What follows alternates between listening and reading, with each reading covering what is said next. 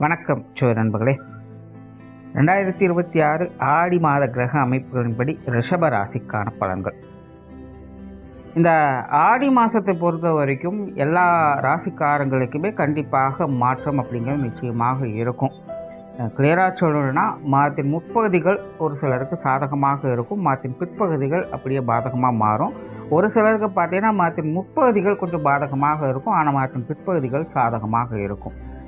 காரணம் என்னன்னு கேட்டிங்கன்னா, இந்த ஆடி மாதத்தில் மாத கிரகங்களுடைய பெயர்ச்சிகள் அப்படிங்கிறது இருக்குது.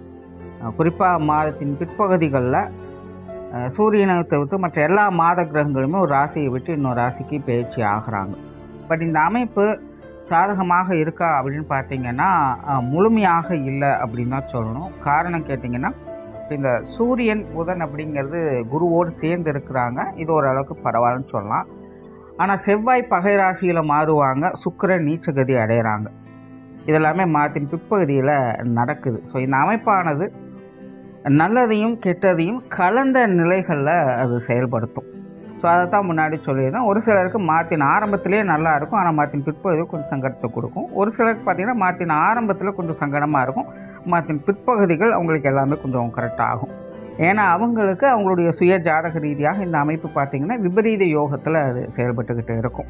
அதே போல் இந்த ஆடி மாதத்தில் நிறைய சீதோஷ்ண மாற்றங்கள் அப்படிங்கிறது அதிகமாக இருக்கும். குறிப்பாக நீர் மற்றும் காற்று சம்பந்தப்பட்ட பிரச்சனைகள் அப்படிங்கிறது அதிகமாகும். வெள்ளம் வருவது, புயல் அடிக்கிறது, சூறைக்காற்று வீசுவது, இது சார்ந்த இயற்கை சீற்றங்கள் அப்படிங்கிறதெல்லாம் ஏற்படும். இல்லைன்னா ஜென்ரலாகவே இந்த நீர் மற்றும் காற்று தொடர்புடைய விஷயங்கள் அப்படிங்கிறது பெரும்பாலும் கொஞ்சம் எல்லாத்துக்குமே ஏதாவது ஒரு பிரச்சனைகளை கொடுக்கலாம். ஸோ இந்த ரெண்டு விஷயங்களும் கொஞ்சம் கவனமாகவே இருங்க. குறிப்பாக இதெல்லாமே மாதத்தின் பிற்பகுதியில் ரொம்ப ஸ்ட்ராங்காக வேலை செய்து ஆல்ரெடி இந்த விஷயங்கள் நடந்துக்கிட்டு தான் இருக்குது. ஸோ இந்த மாதத்தில் இன்னும் அதிகமாவதற்கு பலம் பெறுவதற்கே வாய்ப்புகள் இருக்குது. ஸோ மக்கள் இந்த ரெண்டு விஷயங்களையும் கொஞ்சம் கவனமாக இருக்கிறது நல்லது. அப்புறம் ரிஷபராசியை பொறுத்த வரைக்கும் இந்த மாதம் உங்களுடைய ராசிநாதன் ராசிக்கு 4ஆம் இடத்துல கேதுவோடு சஞ்சாரம் செய்கிறாங்க. மாதத்தின் பிற்பகுதியில் ராசிக்கு 5ஆம் இடத்துல நீச்சகதி அடைகிறாங்க. இது தவிர ராசிக்கில் செவ்வாயானது சஞ்சாரம் செய்துட்டுருக்கு. மாதத்தின் பிற்பகுதியில் செவ்வாய் ராசிக்கு 2ஆம் இடத்துக்கு பேச்சு ஆகிறாங்க. ஸோ இந்த அமைப்பு ரிஷபராசியை பொறுத்த வரைக்கும் முழுக்க ஒரு கலவையான நிலைகளில் தான் வேலை செய்யும். எல்லா விஷயங்களையுமே ஒரு நல்ல யோசனைகள் இருக்கும், சிறப்பான திட்டங்களை வகுப்பீங்க, காரிய ரீதியாக கூட அதை சிறப்பாகவே செயலாற்றவும் செய்வீங்க. ஆனாலும் நாம் ஒன்று நினைக்க தெய்வம் ஒன்று நினைக்குது அப்படிங்கிற மாதிரி காரியம் நடக்க தான் சில சிக்கல்கள், பிரச்சனைகள், குழப்பங்கள் அப்படிங்கிற விஷயங்கள் அதிகமாகும். மேலே சிக்கல்கள் பிரச்சனைகளை விட குழப்பங்கள் அப்படிங்கிறது அதிகமாக இருக்கும். ஆரம்பிக்கிற வரைக்குமே தெரியாது, ஆரம்பித்ததுக்கப்புறம் ஐயோ இப்படி ஆயிருமோ அப்படி ஆயிருமோன்னு பயந்தே சில விஷயங்கள் நாமளே சொதப்பிக்கும். அந்த மாதிரியான விஷயங்கள் இந்த ரிஷபராசிக்காரங்கள் இப்போ சமீப காலத்தில் நடந்துக்கிட்டு இருக்குது. ஸோ இந்த மாத அமைப்பும் கிட்டத்தட்ட அப்படித்தான் இருக்குது. இந்த மாதிரி குழப்பங்கள் இல்லாமல் இருக்க மன அமைதியை கடைபிடிக்க வேண்டியது அவசியமாக இருக்குது. பட் ராசியிலே செவ்வாய் இருக்கிறாங்க அப்படிங்கிறதுனால அது கொஞ்சம் ரிஸ்க்காகவும் இருக்கும். எல்லாத்துலேயுமே ஒரு அவசரத்தனம் அப்படிங்கிறது இருக்கத்தான் செய்யும். இதை செஞ்சு காட்டணும் அப்படிங்கிற ஒரு வீரியத்தோடையே செயல்பட்டு வருவீங்க. பட் அதெல்லாம் இப்போதைக்கு கொஞ்சம் அவாய்ட் பண்ணிக்கிறது நல்லது. குறிப்பாக பேச்சுவார்த்தைகள் கொஞ்சம் நிதான தேவை. நீங்களே கூட யதார்த்தமாக ஏதாவது ஒரு விஷயங்களை சொல்ல போக அது வேறு மாதிரி கன்வே ஆகிடும். ஸோ மற்றவங்க உங்களை வம்பளுக்கிறதுக்குனே சில விஷயங்களை செய்வாங்க. இந்த மாதம் பார்த்தீங்கன்னா மற்றவங்க உங்கள் தேவையை நாடி வரவும் செய்வாங்க, அதே நேரம் உங்களை குறை சொல்லவும் செய்வாங்க. சுருக்கமாக சொல்லணும்னா வேலை முடிகிற வரைக்கும் உங்கள்கிட்ட நல்லா இருப்பாங்க, வேலை முடிஞ்சதுக்கப்புறம் உங்களையே குறை சொல்லிட்டு கிளம்பிடுவாங்க. ஸோ இதெல்லாம் உங்களுக்கு கொஞ்சம் எரிச்சல் தரக்கூடிய விஷயங்களாக அமையலாம். ஸோ அதெல்லாம் சூழ்நிலைகளுக்கு தகுந்த மாதிரி அனுசரித்து போய்க்கிறது நல்லது.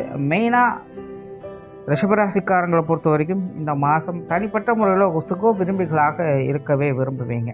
கொஞ்சம் தேவைகள் அடிப்படையில் சில காரியங்கள் ஈடுபாடுகளை காட்டினாலும் மனமானது ஒரு நிம்மதியான விஷயங்களை நோக்கியோ அல்லது ஆசாவாசங்களை நோக்கியோ நகரவே செய்யும். ரிஷபராசியை பொறுத்த வரைக்கும் எப்போதுமே பார்த்திங்கன்னா மனம் போன போக்கில் போனாலே அது ஒரு சிக்கலை கொடுத்துரும். எப்போவுமே அந்த மைண்ட் கண்ட்ரோல் அப்படிங்கிறது தேவைப்படும். பத்தாவதுக்கு இந்த மாதம் உங்களுடைய ராசிநாதன் நீச்சகதியும் வேறு அடைகிறாங்க. அதனால் இஷ்டம் போல் நம்ம எதை வேணாலும் செய்யலாம் அப்படின்னு சொல்லிட்டு சும்மா இருந்துடாதீங்க.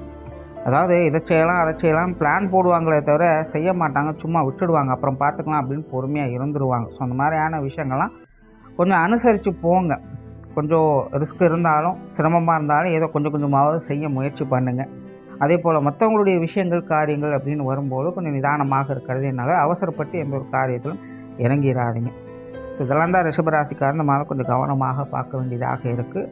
குடும்ப விஷயங்கள் காரியங்கள் ஈடுபாடுகள் அதிகரிக்கும். அதே போல் குடும்பத்துக்குள்ளே கொஞ்சம் சுப விரயங்கள் இல்லை சுப செலவுகள் போன்ற விஷயங்கள் எதிர்பார்க்கலாம். ஏதோ ஒரு வகையில் எதிர்பார்க்காத விரயம் செலவுகள் போன்ற விஷயங்கள் ஏற்படலாம். குடும்பத்துக்குள்ளே கொஞ்சம் பேச்சுவார்த்தைகளால் சங்கடம் ஏற்படுவதற்கு வாய்ப்புகள் இருக்குது.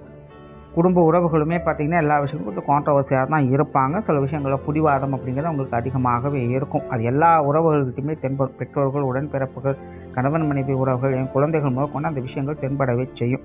பட் இது எல்லாமே வீட்டுக்கு வீடு வாசப்படி அப்படின்னு சொல்லக்கூடிய நிலைகள் தான். கொஞ்சம் கான்ட்ரவர்சியான நிலைகள் இருந்தாலும் அனுசரித்து போகக்கூடிய விஷயங்களும் உடன் இருக்கிறது. ஸோ சின்ன சின்ன விஷயங்கள் பெருசுபடுத்தாமல் இருந்தீங்கனாலே குடும்ப விஷயங்கள் அப்படிங்கிற இந்த மாதம் சிறப்பாகவே இருக்கும்.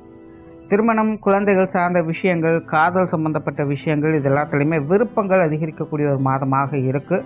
ஸோ இதெல்லாமே ஒரு எக்ஸ்பெக்டேஷன்கள் வகையில் அதிகமாக இருக்கும். பட் விஷயங்கள் காரியங்கள் வகையில் இதெல்லாமே ஒரு கலவையான நிலைகள் தான் இருக்கும். அதாவது சாதகமான விஷயங்களும் பார்ப்பீங்க, சில பாதகமான விஷயங்களும் கலந்தே தான் பார்ப்பீங்க. ஸோ அதனால் எதுவாக இருந்தாலும் சரி காரியம் முடிகிற வரைக்கும் கொஞ்சம் பொறுமையாக டீல் பண்ணுங்கள். ஆரம்பத்திலேயே எதுவும் அவசரப்பட்டு முடிவெடுத்துட வேண்டாம். கெரியர் ரிலேட்டடான விஷயங்கள் ரிஷபராசியை பொறுத்த வரைக்கும் இந்த மாதம் நிறைய மாற்றங்களை கொண்டு வரும். புதுசாக சில விஷயங்களை கையாள நினைப்பீங்க. காரியத்தில் கருத்தாக இருப்பீங்க. பேச்சுவார்த்தைகளை மட்டும் கொஞ்சம் நிதானம் தேவை. தொழில் வேலை உத்தியோக ரீதியாக மற்றவங்களை கொஞ்சம் டாமினேட் பண்ணணும் அப்படின்னு நினைப்பீங்க. ஸோ அந்த மாதிரியான விஷயங்களை மட்டும் கொஞ்சம் நிதானமாக கையாளுங்க. தேவையின் அடிப்படையில் அந்த விஷயங்களை யூஸ் பண்ணிக்கலாம். ரொம்ப ஃபோர்ஸ்ஃபுல்லாக சில விஷயங்கள் செஞ்சீங்க அப்படின்னா அது உங்களுக்கே ரிவர்ஸ் ஆகலாம். ஸோ கெரியர் ரிலேட்டடாக இந்த மாதிரியான விஷயங்கள் மட்டும் கொஞ்சம் கவனமாக பார்த்துக்கோங்க. மற்றபடி தொழில் வேலை உத்தியோகம் சார்ந்த விஷயங்கள் இந்த மாதம் சிறப்பாகவே இருக்குது. புதிய வேலை வாய்ப்புகள், தொழில் வாய்ப்புகள் போன்ற விஷயங்கள் கூட ரிஷபராசிக்காரர்களுக்கு நல்ல முறையில் கை கொடுத்து உதவவே செய்யுது. வெளியூர் மற்றும் வெளிநாடு சார்ந்த விஷயங்கள் இந்த மாதம் கொஞ்சம் நிதானம் தேவை. ரொம்ப அலைச்சல், குழப்பம் போன்ற விஷயங்கள் வந்து போவதற்கு வாய்ப்புகள் இருக்குது. ஸோ நிதானமாக இந்த விஷயங்கள் கொஞ்சம் டீல் பண்ணுங்கள். பொருளாதாரம் சார்ந்த விஷயங்கள் இந்த மாதம் கொஞ்சம் மந்தமாகத்தான் இருக்கும். புது முயற்சிகள் எதுவும் வேண்டாம். கொடுக்கல் வாங்கல் விஷயங்கள்லாம் கொஞ்சம் கவனமாகவே இருங்க. கடன் சார்ந்த விஷயங்கள் கொடுப்பதும் சரி வாங்குவதும் சரி முடிஞ்ச அளவுக்கு தவிர்க்க முற்படுங்க. ஏன்னா ராசி அதிபதி நீச்சமாகறாங்க அப்படிங்கிறதுனால இதெல்லாம் எதுவும் வலுவாக வேலை செய்யாது. உங்களுக்கு முன்னாடியே சொன்ன மாதிரி தேவைக்காக மற்றவங்க பயன்படுத்திட்டு போயிடுவாங்க. ஸோ இந்த கடன் சார்ந்த விஷயங்கள்லாம் முடிஞ்ச அளவுக்கு அவாய்ட் பண்ணிக்கோங்க. கொடுப்பதும் சரி வாங்கவும் சரி கொஞ்சம் இழுபறியாகவே இதெல்லாம் இருக்கும். கொடுத்தா திரும்ப வாங்க முடியாது, வாங்கிட்டா உடனே திருப்பி கொடுக்க முடியாது. இந்த மாதிரியான சங்கடங்கள்லாம் ஏற்படலாம். ஸோ கொடுக்கல் வாங்கல் விஷயங்கள், கடன் சார்ந்த விஷயங்கள், பொருளாதாரம் சார்ந்த விஷயங்கள் கொஞ்சம் கவனமாக இருங்க. எந்த ஒரு விஷயமாக இருந்தாலும் வரவு செலவுகள் அறிந்து செயல்படுங்க. சும்மா கண் போன போக்கில் அப்படியே வாங்கி ஆகணும், வித்தே ஆகணும் அப்படிங்கிற மாதிரிலாம் எதையும் பண்ணிக்காதீங்க. எதாக இருந்தாலும் கணக்கு வழக்குகளோடு செயல்படுங்க. அதே போல் உடல்நலம் சார்ந்த விஷயங்கள் கொஞ்சம் அசௌகரியமாக இருக்கவே செய்யும். பெரிய அளவு சிக்கல்கள்னு சொல்கிறதுக்குள்ள, ஆனால் உடல் நலத்தில் கொஞ்சம் அசௌகரியங்கள் இருக்கவே செய்யும். அதில் கொஞ்சம் கவனமாக இருங்க. சொத்து சுகங்கள், வாகன ரீதியான விஷயங்கள் இதெல்லாமே கொஞ்சம் நிதானமாக கையாளுறது நல்லது. இது சார்ந்த விஷயங்கள் காரியங்கள் ஈடுபாடுகள் அதிகரிக்கவே செய்யும். அதெல்லாம் பிரச்சனை இல்லை. பட் எதிர்பார்த்த அளவுக்கு ரிசல்ட் இருக்குமா அப்படிங்கிறது தெரியாது. என்னதான் நடந்தாலும் சரி எவ்வளோதானா இப்படித்தானா அப்படின்னு மனசு சலிச்சுட்டு இருக்கக்கூடிய விஷயங்களாக தான் இருக்குது. இப்போ சொத்து சுகங்கள் வகையில் கொஞ்சம் பொறுமையாக டீல் பண்ணிக்கங்க. மாணவர்களுக்கு கல்வி வித்தை சார்ந்த விஷயங்கள் ஓரளவுக்கு பரவாயில்ல. ஸோ ஓவராலாக ரிஷபராசியை பொறுத்த வரைக்கும் இந்த ஆடி மாதம் ஒரு முழுக்க எல்லாமே ஒரு கலவையான நிலைகளில் தான் இருக்குது.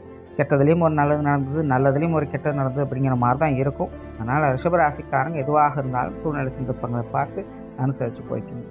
நன்றி, வணக்கம், வாழ்க வளமுடன்.